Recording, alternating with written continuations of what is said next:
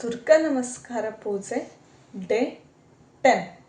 ಇವತ್ತು ದೇವರ ನೈವೇದ್ಯಕ್ಕೆ ಸಬ್ಬಕ್ಕಿ, ಸಾಬಕ್ಕಿ ಅಥವಾ ಸಾಗು ಇದರ ಪಾಯಸ.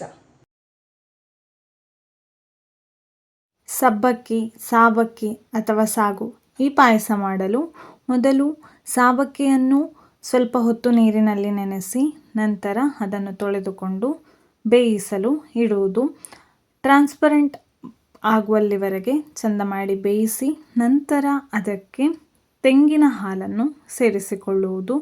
ತೆಂಗಿನ ಹಾಲು ಕುದಿಯುವಲ್ಲಿವರೆಗೆ ಕಾದು ಸ್ವಲ್ಪ ಕುದಿ ಬರುವಾಗಲೇ ಏಲಕ್ಕಿ ಹಾಗೆ ಸಿಹಿಗೆ ಬೇಕಾದಷ್ಟು ಸಕ್ಕರೆಯನ್ನು ಸೇರಿಸಿಕೊಂಡು ಒಮ್ಮೆ ಚೆನ್ನಾಗಿ ತೊಳೆಸಿಕೊಳ್ಳುವುದು. ನಂತರ ಇದು ಕುದಿಯಲು ಪ್ರಾರಂಭಿಸುತ್ತಿದ್ದಂತೆ ಸ್ಟವನ್ನು ಆಫ್ ಮಾಡಿಕೊಳ್ಳುವುದು.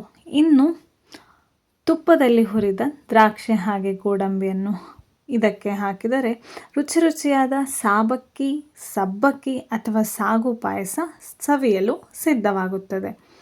ಮಕ್ಕಳ ಜೊತೆ ಕ್ಯೂಟಾಗಿ ಇದನ್ನು ಕಪ್ಪೆ ಕಣ್ಣಿನ ಪಾಯಸ ಅಂತ ಕೂಡ ನಾವು ಕರಿತೇವೆ.